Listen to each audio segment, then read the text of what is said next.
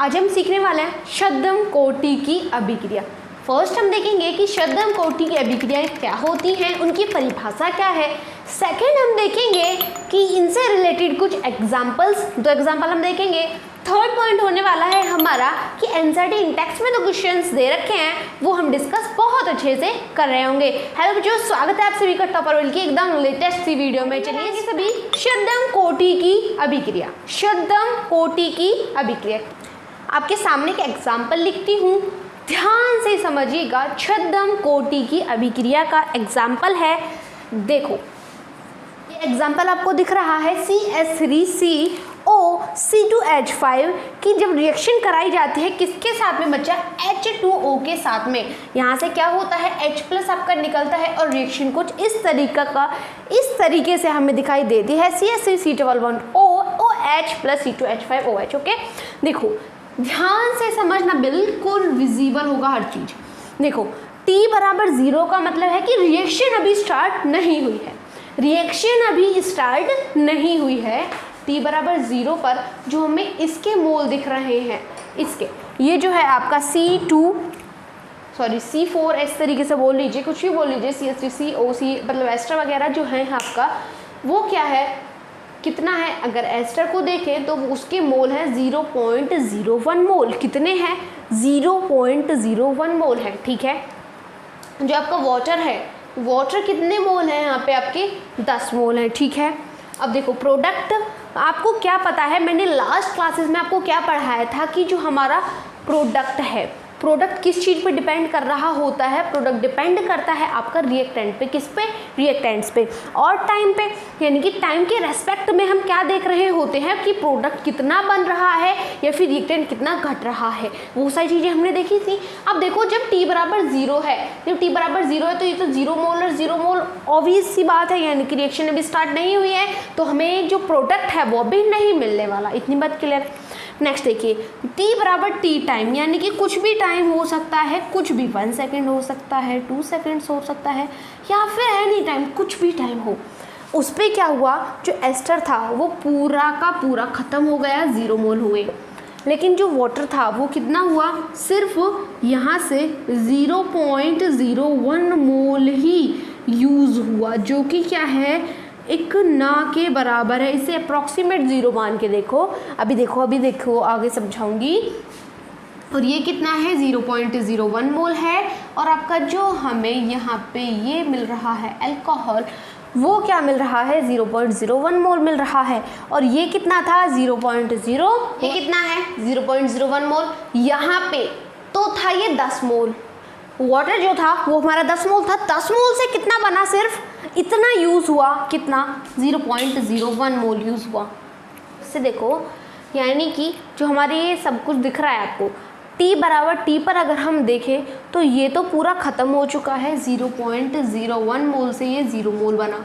लेकिन 10 मोल से ये कितना है, 9.9 मोल है। कितना है, 9.9 मोल है। मोल के अप्रॉक्सीमेट आप कितना मान सकते हैं, 10 मान सकते हैं, यानी कि 10 मोल अप्रॉक्सीमेट हो सकता है आपका 9.9 मोल के।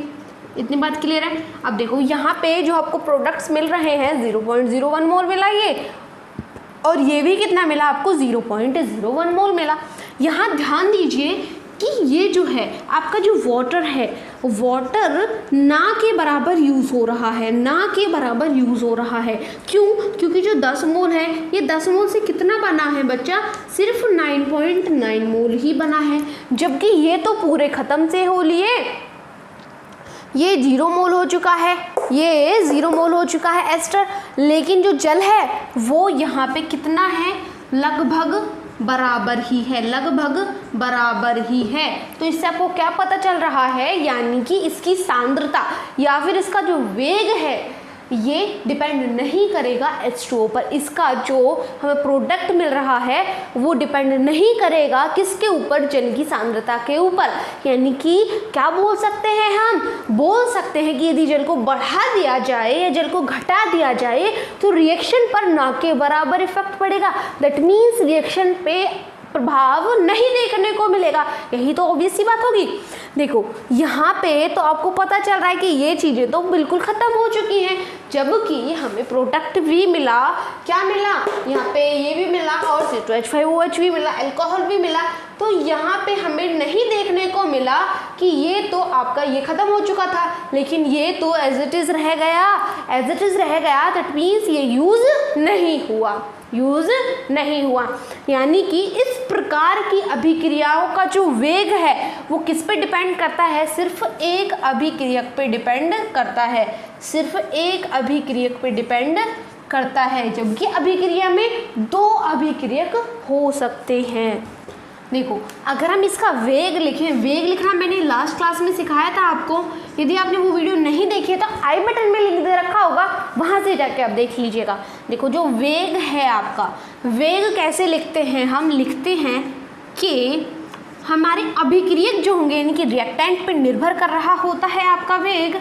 तो हम लिखते हैं किसको? लिखते हैं बच्चा हम अभिक्रियकों को। क्या है आपके अभिक्रियक? H2O, ये सारे हैं। इसे K डैश मान लीजिए। K क्या है? यहाँ पे स्थिरांक है। क्या है? K स्थिरांक है। ये आपको विजिबल नहीं है शायद, स्थिरांक है, ठीक है।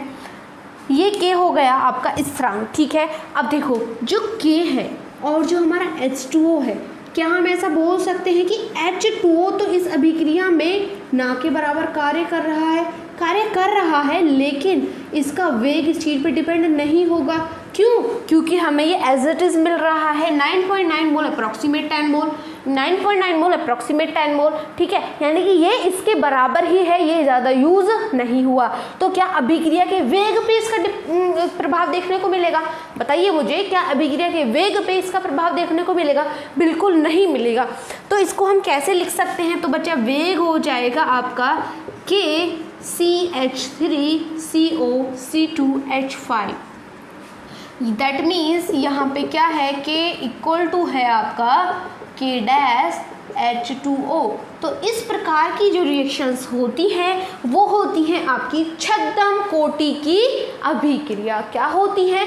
छद्म कोटि की अभिक्रिया। आई होप आपको ये समझ में आ गया है। डेफिनेशन देखिए, डेफिनेशन नीचे आ रही होगी। छद्म कोटि की अभिक्रियाएं वे अभिक्रियाएं होती हैं जिनमें अभिक्रियक तो दो होते हैं, जिनमें अभिक्रियक तो दो होते हैं, लेकिन अभिक्रिया का जो वेग है वो केवल एक अभिक्रियक पर निर्भर करता है, एक अभिक्रियक पर निर्भर करता है, दूसरे पे निर्भर नहीं करता। इस प्रकार की अभिक्रियाओं को छद्म कोटि की अभिक्रिया कहते हैं। आई होप क्लियर हुआ है। फिर से देखिए, यानी कि अभिक्रियक दो होंगे, यहाँ पे अभिक्रियक दो होंगे, लेकिन निर्भरता किस पर होगी? सिर्फ एक पर होगी। किस पर होगी? एक पर होगी। उसी से आपका क्या होगा? वो छद्म कोटि की अभिक्रिया की तरफ वो कर रहा होगा। फर्स्ट एग्जाम्पल आपका ये रहा कि इसे बोलते हैं एस्टर का जलीय अपघटन। क्या बोलते हैं? एस्टर का जलीय अपघटन बोलते हैं। सेकंड एग्जाम्पल हम देखेंगे, थोड़ा सा अलग होगा। नेक्स्ट एग्जाम्पल आता है, फर्स्ट पॉइंट हम कवर कर चुके हैं, डेफिनेशन और एग्जाम्पल। नेक्स्ट पॉइंट है आपका दूसरा एग्जाम्पल, ठीक है। Example number 2। एग्जाम्पल नंबर 2 में क्या मिल रहा है आपको?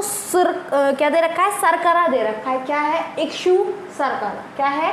सरकरा। सरकरा की जब रिएक्शन कराई जाती है जल के साथ में तो क्या होता है? वहाँ से H+ निकलेगा और आपको मिल जाएगा C6H12O6, यानी कि ग्लूकोज C6H12O6, ठीक है।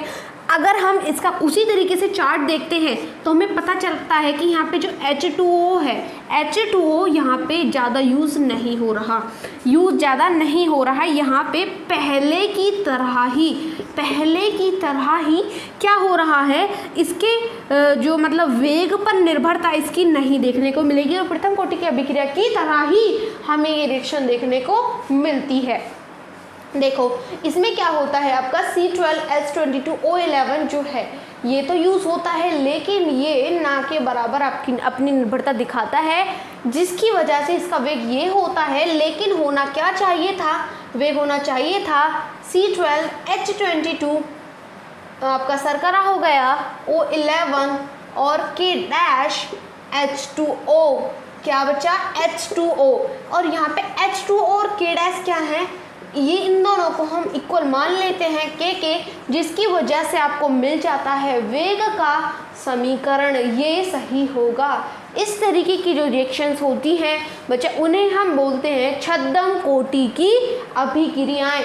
छद्म कोटि की अभिक्रियाएं प्रथम कोटि की अभिक्रियाओं की तरह ही क्या करती हैं, वो करती हैं। आई होप आपको ये सारे के सारे कॉन्सेप्ट समझ आए हैं। अब हम देखेंगे इनसे रिलेटेड एग्जाम्पल्स क्या हैं। ठीक है, आगे चलते। एग्जाम्पल नंबर 4.5 है, आप अपनी एनसीईआरटी में भी देख सकते हैं और यहाँ पे भी आपको विजिबल होगा। मैं अपने फ़ोन में देख लेती हूँ। ठीक है, आपको क्या दिया हुआ है, मतलब क्वेश्चन है ये, एक प्रथम कोटि की अभिक्रिया का वेग स्थिरांक। वेग स्थिरांक मतलब आप उसको सबसे पहले आपको क्या करना है, कोई भी क्वेश्चन सॉल्व करने से पहले, कोई भी न्यूमेरिकल सॉल्व करने से पहले वो देख लीजिए कि आपको दिया क्या क्या है, वो एक बार लिख लीजिए। ठीक है, ओके। k इक्वल टू दिया है आपको 1.15 into 10 to the power -3 s-1।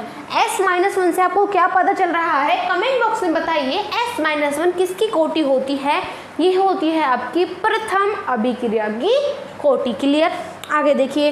इस अभिक्रिया में अभिकारक की मात्रा 5 ग्राम से घटकर कितनी हो जाती है, 3 ग्राम होने पर कितना समय लगेगा। यानी कि आपको क्या बताना है बच्चा, टाइम आपको बताना है। क्या दे रखा है, R दे रखा है। RT अगर हम माने तो वो कितना है, 3 ग्राम है।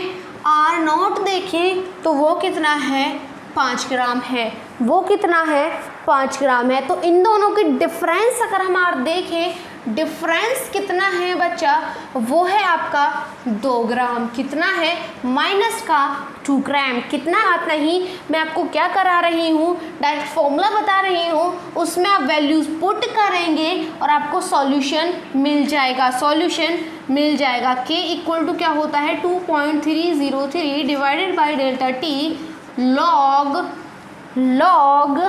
R0 by RT। R0 by RT k equal to 2.303 divided by delta t log R0 by RT।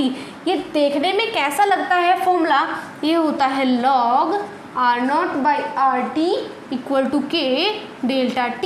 इसे T2 माइनस T1 भी लिख सकते हैं आप, और नीचे होता है 2.303। इसी से सॉल्व करके बच्चा ये आया है, इसी से सॉल्व करके ये आया है। आई बात समझ में, आगे चलें। ठीक है, वैल्यूज़ पुट करेंगे आप, k equal to 2.303 divided by delta t log R0 कितना है, 5 ग्राम है, और RT कितना है आपका, वो है आपका 2। कितना है, 2 है। अब देखो k equal to 2.303 divided by delta t, ये सारी चीज़ें। अब k की वैल्यू कितनी है, यहाँ से देखो k की वैल्यू दे रखी है आपको 1.15 इंटू 10-3। ठीक है, और इक्वल टू क्या लिखोगे आप, 2.303 divided by delta t log 5/2। ठीक है, ये दे रखी है आपको। अब डेल्टा टी कैसे लिख सकते हैं, आप डेल्टा टी लिख सकते हैं 2.303 1.15 इंटू 10 टू द पावर -3 बचा। आप कैसे लिखोगे, log 5/2, log 5/2। इस तरीके से आप इसे लिखेंगे। आप यहीं पे भी छोड़ सकते हैं, यदि आपके पास टाइम है तो आप इसे सॉल्व करिएगा, वरना कोई ज़रूरत भी नहीं होती है। हम आगे सॉल्व कर सकते हैं। इसे हम लिखेंगे 2.303 डिवाइडेड बाई 1.15 रहने देंगे, 10 टू द पावर 3 ऊपर चला जाएगा, log 5/2 है। पहले आप क्या करोगे, 5 को डिवाइड करोगे 2 से। क्वेश्चन क्या था, सबसे पहले आपको क्या करना है, सबसे पहले जो गिवन है वो चीज़ें आप लिख लोगे। सेकंड आप देखोगे कि किस तरीके से, मतलब क्या आपको बताना है। ठीक है, थर्ड आप उससे रिलेटेड फॉर्मूला लगाओगे। Clear, okay. अब देखो k हमें दे रखा था, लिख लिया। टाइम से पूछा है, R0 दे रखा है हमें, RT दे रखा है। इससे रिलेटेड फॉर्मूला लगाया मैंने, k equal to 2.303 divided by delta t log R0 by RT, log R0 by RT। इससे रिलेटेड मैं वीडियो बना चुकी हूँ, यदि आपने नहीं देखी है तो आई बटन में लिंक दे रखा होगा, वहाँ से आप देख लीजिएगा कि कहाँ से ये फॉर्मूला आया है।